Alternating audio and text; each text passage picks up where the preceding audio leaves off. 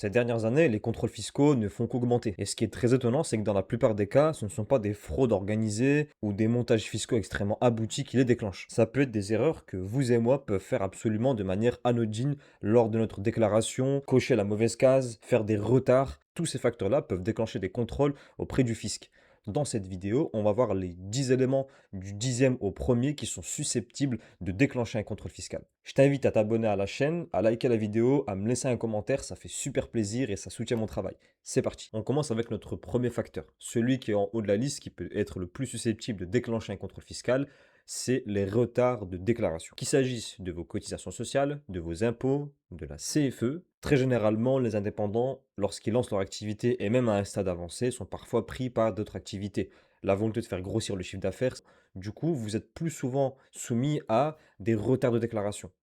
Est-ce que vous avez opté pour un choix de déclaration trimestrielle de vos cotisations sociales ou bien mensuel? Si c'est mensuel, j'ai fait exactement cette erreur-là et c'est mon cas actuellement, vous allez avoir tous les mois à déclarer votre chiffre d'affaires. Et parfois, il peut arriver qu'avec le poids des années, vous ayez un retard ou deux retards. Ça, c'est un élément qui peut clairement déclencher un contrôle fiscal. L'administration française prend bien évidemment en compte que ce ne sera pas au premier retard que vous allez déclencher un contrôle, mais si les retards sont répétés, récurrents et que ça concerne différents pans de votre activité, la CFE, les cotisations, vos impôts, ça risque d'être assez suspicieux. Vous pourriez être l'objet d'un contrôle fiscal. Notre facteur numéro 9, c'est les factures qui sont non conformes. Vous avez tous envoyé des factures via Word ou Excel ou un autre logiciel. Le problème, c'est que parfois, il va y avoir des mentions qui vont être pas présentes dans la facture. Vous avez peut-être pas votre numéro de SIRET, l'adresse qui est incomplète, le format n'est peut-être pas bon, ou encore vous n'avez pas la mention TVA non applicable. Tous ces éléments-là sur des factures non conformes peuvent déclencher un contrôle fiscal. Et en plus de ça, à partir de 2026, vous avez la réforme de la facturation électronique et j'ai fait une vidéo sur le sujet si ça vous intéresse pour savoir comment être conforme 100% gratuitement.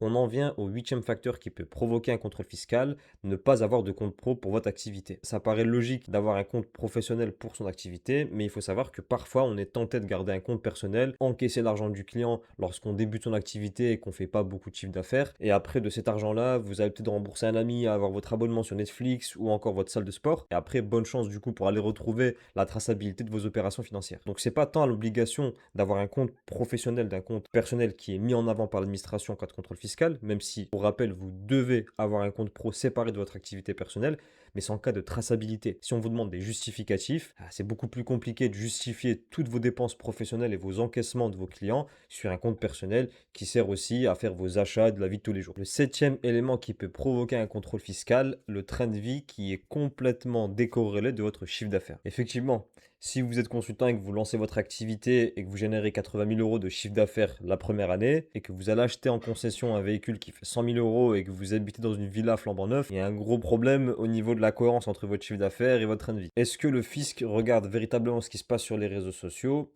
Ça peut être un mythe, mais certaines affaires qui sont arrivées dans le passé nous laissent croire que oui. L'administration fiscale regarde effectivement le train de vie de certaines personnes qui est extrêmement luxueux sur les réseaux sociaux. Et si votre nom prénom remonte sur des factures à 3 000 euros auprès de vos clients, il peut y avoir un souci. On en vient au sixième point de cette vidéo. Si 80% de votre chiffre d'affaires dépend que d'un seul client, par exemple en prestation de service, et s'il existe une forme de lien de subordination entre vous et ce même client, par exemple, si le client vous impose des horaires de travail, un emplacement spécifique et vous commencez à adopter entre guillemets les codes de la boîte, là l'administration française peut considérer qu'il y a un lien de subordination. Ça peut déclencher un contrôle fiscal et le cas échéant, on vous demandera de vous justifier. On entre désormais dans notre top 5 des facteurs qui peuvent déclencher un contrôle fiscal. Le cinquième facteur, c'est des variations importantes de votre chiffre d'affaires d'une année à l'autre. Alors attention, bien évidemment, si vous avez une variation de chiffre d'affaires, une grosse baisse, ça peut être tout à fait normal. Un congé maternité par exemple, maladie ou une perte d'un client stratégique. Ce qui est suspicieux et assez anormal, c'est si ces variations sont très fréquentes. Si vous avez une année à 10 000 euros de chiffre d'affaires, ensuite 40 000, ensuite 5 000, puis 30 000, le fisc peut se poser des questions de savoir quelles sont les origines et les sources de votre chiffre d'affaires. Donc sur ce facteur-là, à bien évidemment prendre avec des pincettes. Si vous avez des variations, c'est tout à fait normal. Par contre, si les écarts sont très importants d'une année à l'autre et que c'est assez récurrent, ça peut effectivement déclencher un contrôle fiscal. Le quatrième facteur, un chiffre d'affaires qui est toujours pile en dessous du plafond de votre régime. Ce facteur-là est probablement l'un des plus contre-intuitifs de la vidéo. Vous pourriez vous dire, C'est tout à fait normal de rester dans les seuils que je ne veux pas dépasser pour des raisons de TVA, etc. C'est pas un souci à ce niveau-là. Là où ça devient un problème, c'est lorsque chaque année c'est fait de manière méthodique, millimétrée. De vous à moi, vous savez qu'il est quasi impossible de prédire et d'avoir une activité en termes de chiffre d'affaires chaque année en micro-entreprise qui soit quasiment calibrée sur les mêmes montants année après année. Il y a des variations fortes pour des centaines de raisons différentes. Des clients qui s'en vont, vous récupérez de nouveaux clients. Vous avez notamment des périodes de creux, de saisonnalité en fonction de votre secteur d'activité. Et c'est tout à fait normal de vouloir rester dans certains seuils. Être sous le plafond de certains régimes n'est absolument pas un problème. Là où ça devient un souci, c'est si vous donnez des arguments à l'administration et donc au fisc que ça a été fait de manière artificielle. Vous avez essayé de facturer à d'autres moments pour éviter que vos clients vous payent à ce moment-là et faire augmenter votre chiffre d'affaires. Dans ce cas-là, c'est un facteur qu'il faut prendre en compte. Encore une fois, c'est tout à fait normal et légal de rester dans le seuil de la micro-entreprise que vous souhaitez. On en arrive à notre top 3 des facteurs qui déclenchent un contrôle. Le troisième, c'est dépasser les seuils de la TVA sans être en conformité. Et là, il faut faire hyper attention parce que quand on parle de TVA, il s'agit clairement de la recette qui est la plus importante collectée chaque année par l'administration fiscale. Beaucoup de micro-entrepreneurs développent leur activité, ont de plus en plus de clients, font rentrer de plus en plus de chiffre d'affaires dans leur entreprise, mais ils ne se rendent pas vraiment compte du dépassement des seuils de TVA. Pourquoi c'est un point crucial? Parce que si la TVA aurait dû être collectée, l'administration peut la demander, même si votre client ne l'a jamais payée. Et donc dans ce cas-là, en cas de contrôle, ça va représenter une amende qui est extrêmement salée. Exemple concret, vous facturez 10 000 euros à un client. Vous auriez dû appliquer 20% de la TVA. Votre client vous a payé 10 000 euros. L'administration peut considérer que dans ces 10 000 euros, il y a une partie qui est bien liée à la TVA. Vous devez donc la reverser alors que vous l'avez jamais encaissée. En résumé,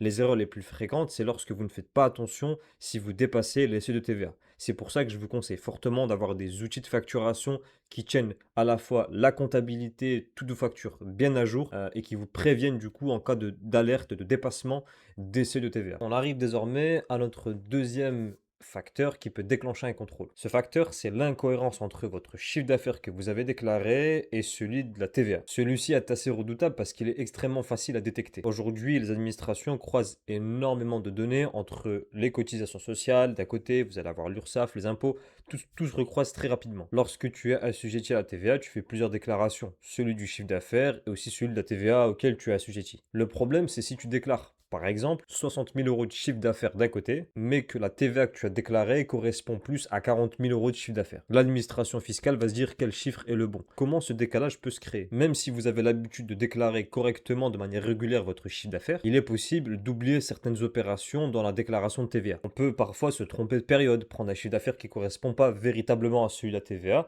sachant que vous ferez de l'autre côté une déclaration bien distincte pour celle de la TVA, et les incohérences peuvent venir de ce décalage entre la période qui parfois n'est pas la bonne, ou que le montant peut être différent d'un moment à l'autre, ou parfois même une erreur de saisie. Ce qui se passe, c'est que quelques mois plus tard, il commence à y avoir des incohérences entre votre chiffre d'affaires que vous avez déclaré et celui de la TVA. Et ce point-là, il est extrêmement important. Parce que par rapport à ce qu'on a vu précédemment, le train de vie, l'évolution du chiffre d'affaires, ça c'est des suppositions. Par contre, des déclarations chiffrées sur votre chiffre d'affaires et sur celui de la TVA sont extrêmement faciles à collecter et à remonter. Du coup, le conseil pratique, c'est avant chaque déclaration, prenez l'habitude de vérifier que tous vos chiffres sont plus ou moins les mêmes entre eux, votre chiffre d'affaires, la TVA, les factures, les encaissements, tout doit être cohérent le plus possible. Et du coup, pour ce point-là, lorsqu'il y a des incohérences sur les chiffres, l'administration fiscale cherchera rarement à savoir ce qui est bon ou pas. Elle préférera déclencher un contrôle pour avoir tous les éléments le plus rapidement. On arrive désormais à notre facteur numéro 1 qui déclenche le plus de contrôles fiscaux. Ce sont les incohérences entre le chiffre d'affaires que vous aurez déclaré à l'URSSAF et celui déclaré aux impôts. Quand vous êtes indépendant, bien évidemment, dans l'année, vous allez avoir à déclarer votre chiffre d'affaires, mais à deux endroits différents. Vous allez